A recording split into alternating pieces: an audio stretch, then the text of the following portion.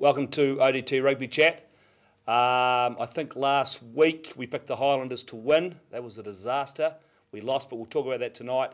And I think I picked, surely I must have picked, who played Dunedin last week, Doc? Oh, the Scarfies. The Scarf. I must have picked the Scarfies to win. Look, tonight we're going to talk about, we're going to change tack a web. We're going to talk about junior rugby. We're going to talk about Colts rugby. We've got Doc, who knows everything about junior rugby in town. He's involved with the Kaikorai Club. And I've got Ryan Martin. We're also going to talk about First 15 rugby, and when the Highlanders competition has started, First 15.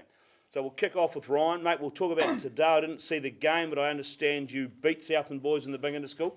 Yeah. Talk us through it. Yeah, 23-15 win, and Southland scored a try, and I think it was in the 42nd minute of the second half. So, yeah, we were a wee bit disappointed with that soft try at the end, but it was a really good physical battle, actually, and... So is that the only big game you're going to get? Well, you know, be realistic, really. I mean, the other schools, you've had a couple of big scores. You've beaten Kings by 60. You've beaten McGlashan by 60. Mm-hmm. So this is really the key game in both rounds. Yeah, we're quite lucky. We have a traditional inter-school program where we access the Press Cup team. So next week we're up in Timaru against Timaru Boys, and as everyone knows, with South Canterbury refs will be -20 before we start. Right. So. No, we've got Christchurch Boys and Christ College. Is that a sort of a spin-off from the Colin Hawke days? It's just moved on down, is it? Oh, it's always tough up there, so yeah. So look, the game today, like 23-15, not a bad win. They were pretty confident. I hear the Southland Boys, they were pumping themselves up a bit. Yeah, I think they've been really confident with the team they've got, and you know, they had a good pre-season program and have. Yeah, got a pretty good team together, and so we're pretty happy to get that one on to get the win, and yeah. We'll come back and talk about that. We want to talk about conditions and TV games and those sort of things. Look, Doc, we'll bring you in. Mate, we better quickly just cap off Saturday night. Like, I'm going to go nuts on Friday in the paper about this. Like, I just felt we were robbed, weren't we? Oh, yeah, no, for Vinny sure. Munro. Who is Vinny Munro? He's another cop from Canterbury. Yeah, well, he never made it really in the big stage much, old Vinny, so he's trying to make up for it now, obviously. Obviously. He's not a bad guy. I've actually had a beer with Vinny Munro. Yeah, he's got similar rints as you. He's got the same sort of colour here. Yeah, but no, definitely robbed. It was a try, hands down. Yeah, everyone, there was 21,000 odd there. I suppose there might have been a couple of hundred from Canterbury there, but all the rest of us, we knew it was a try, but never mind. And it could be crucial, mate. Let's be honest, it could be crucial. I mean, that could be the...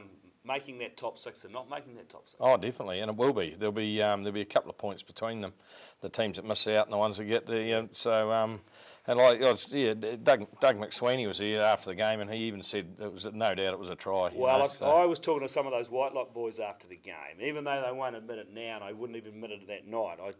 Pretty sure I talked to Sam, and he said, yeah, we thought it was a try. Yeah. No, all their supporters, a lot of their supporters, James Collum even said it was a try. So. Well, it wasn't. Isn't that right? But let's talk about James Collum briefly. Apparently, he's the second best coach in Colts rugby, outside Super Coach, who was supposed to be here today, by the way, Super Coach, and he hasn't turned up from the Magpies. So, is it true that James Collum was actually seen wearing a Crusaders jersey on Saturday night? Yeah, well, it's hard to Photoshop a jersey tucked in behind a coat, isn't it? Like, I did see the coat at one stage. It's actually quite a gay coat. Yeah. It's but so there was a glimpse of red in there. The word is it was a Crusaders jersey, but hey, I don't want to go. I tell you, I wouldn't go back to Edinburgh Realty tomorrow if I was you. I'd be staging a protest outside. We'll come back to that. Let's get on to a couple of things about the game today. Now, you're telling me before that the ground after that big snow, it's turning into a bit of a mess, is it? Yeah, we're Littlebourne's not really in a good state to be playing too much running type rugby on at the moment, and one half of the field is just a bog, the closest to the terrace. So we're probably going to have to transfer some games off. And what? Just save it for the big inter-schools? Yeah. It's about keeping the grass cover on it. And so that we can, for the big traditionals. But, we're actually got a really good team from 1 to 15. We want to play quite expansive rugby, and Littlebourne doesn't really lend itself to that at the moment. Well, you were saying to me that you've got a big, powerful midfield, both from Cabinet. We won't talk about that tonight because apparently I'm getting grief about that. But you got this big, powerful midfield. They didn't get into the game in the second half. No, they were almost unemployed, and that's just the way the game went in terms of the physical battle, but also the ground conditions. So, yeah. Okay, now. Doc, we'll come back. We'll talk about Colts. Let's go. Where are we at with Colts rugby? Is it going okay? Is it as strong as it's been? Am I dreaming that it's not? Yeah, I think it is. It's probably just the fact that the top end players are getting dragged up to Prem level, so it does weaken the competition somewhat. There's a lot of It's another 21, of course, as you know, Yep. and there's a lot of boys straight out of school are making it into that Prem Colt starting every week, Yep. And deservedly so. But when those 20, 21-year-olds weren't playing Prem rugby, they were back in the Colts, then, you know, it made the grade a better standard. Let's take Kaikorai. I mean, you guys had a rash of injuries earlier on in the year, which a lot of other clubs, I know Dunedin's going through that now, and all clubs do at some stage of the season. You had a rash, so you'd have lost a lot of your Colts, because you've got no senior B side, have you? So that makes it even harder. Yeah. So you would have dragged, how many Colts boys did you drag through to play Prem rugby? Oh, there was the day we played Zingaree, there was 9. Right. Luckily it was in that break where we had no Colts footy, and probably out of the 9, there's probably 3 of them are genuine Prem players. The rest of them are they're filling in, and hey, it's just it's the nature of the beast nowadays. That's the way it is. It's but at the end of the day, the ones that recruit well and do their homework, doesn't matter what grade you're playing, they're the ones that are going to. I look at that and look at that recruiting, and we know that Supercoach from Southern he's probably the best recruiter. He tells the most lies. He does the most recruiting. Pretty much similar to Otago Boys, but he does the most recruiting. But they've only got 2 sides, and I think they could be struggling to get 2 sides on the paddock. I know that Dunedin have got 3 sides, but they've got 2 junior sides. So I don't know, is there the depth in junior rugby that people think there is? Well, from our point of view, from our club, we've got, it's the best Colts numbers we've had for a long time. Right. But that means you have done some recruiting. Yeah, it doesn't probably reflect the standard. We're just thereabouts, but it is healthy. I think this year is better than last year, even though we've lost a team out of the Prem Colts. The rest of the sides still seem okay for numbers. So, it's just, like I say, a matter of recruiting. It's also another thing is that the draw is never going to be easy either. There's breaks, there's stops, but hey, we're a university We'll come back to that. So we'll bring you back in, and let's talk about some of the players you've got now. Have you picked up a few recruits this year? We won't talk you've stolen players. You've just picked up some recruits. You've got another boy from Otago Boys. Yeah, so you know, the biggest thing for us as boys actually look at our rugby program and you know, choose to come to us. And I think if you look underneath my team, obviously we're the window to the club, but we've got 320 registered rugby club members at our school. Right. We could do some of those, Doc. And underneath us, our under-15 Blues, which is our top under-15 team, they played the equivalent Kings and I think put 80-0 on them. Right. They've played 4 games and amassed 320 points and had no tries yet against them. Our under-14s are tracking really well. There's some really good wee boys there. So let's talk about some of the key guys. I looked at this prop that played against King. I watched that Kings game the other day, and you telling me he's only 16, this kid? Yeah, so our tight head prop. He's an amazing physique for a guy that's only 16. Yeah, and it's where we had a pre-season trip up Auckland, and there was huge interest in our front row. We actually pushed the world champion team, St Kitts, around at scrum time, and yeah, to be honest though, our front rowers logged more sessions than anybody else in the team. So they're doing 4 or 5 conditioning sessions and a lot of stretching work, and they work with Case Muse and Jace McDonald every week. So, there's I mean, we talked about this the last time you were on. You've got a massive. These kids are playing like semi-professional footballers. Oh, yeah, and you know, I have to say, especially with Jace McDonald, he gives up a lot of time and comes up and works with our scrum. And is that why some of them go to Tory, obviously? yeah, that'll be it. Yeah, the boys put a lot of work in, to be honest, and you know, that's kind of what we're about. So let's talk about some of the stars, some of the kids that stood out for me in that game. I thought the big centre is going to be. Is he quite young too? Yeah, Harmore. He's only year 12, so he's got another year with us. He's a big kid now. Yeah, he's grown up a lot. And he sits about 114 kgs for his playing weight, which is pretty incredible. You've got that. You've got C. Tonkinson, who just plays well for you every week. Well, and what about this fullback? Tell me about this fullback. I thought he was quite sharp for you. Yeah, so Reese is from Australia originally, and he came over here and. Did you buy him players in from Aussie now? No. Jesus, Ryan, you've got too much money. He turned up at our school and played in our third 15 for a season. Oh, okay.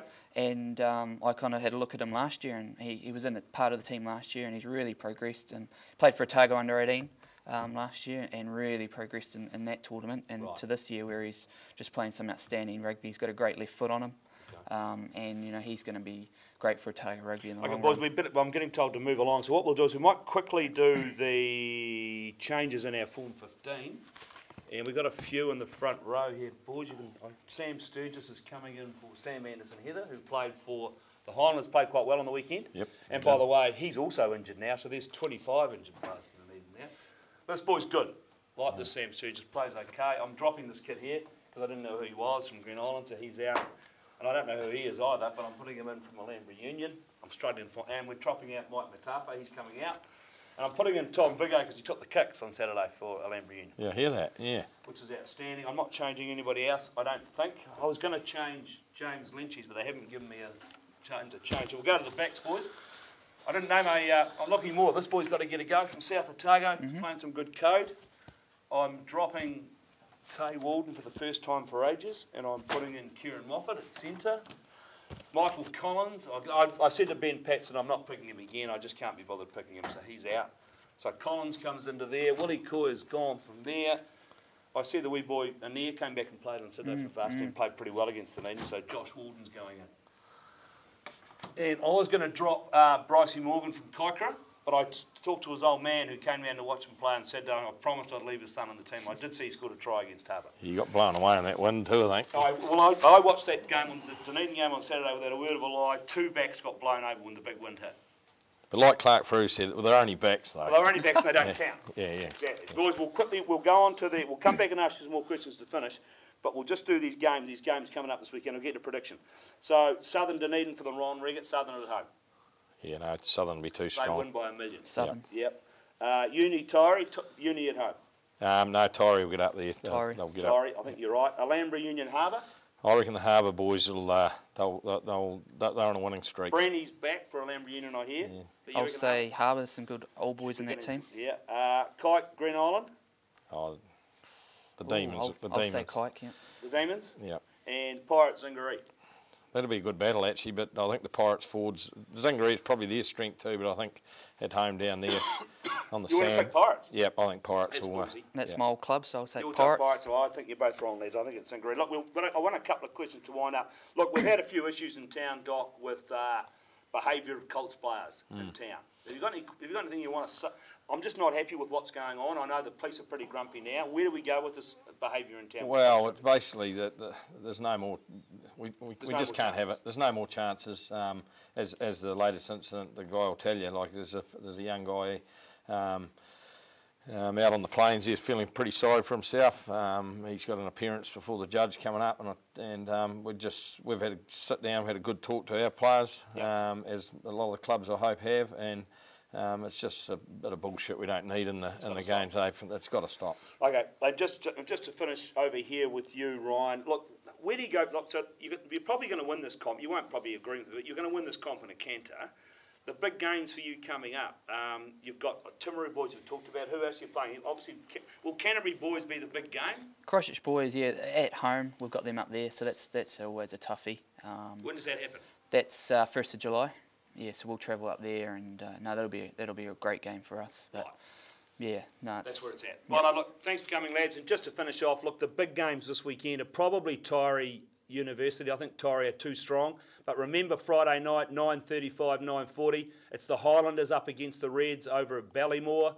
Look, the Highlanders are going to win that game. There's no Vinnie Munro. They're going to win that game. They're going to get 5 points, and we're going to go into the break, and we're going to be in the top 4. And we'll talk to you again next week.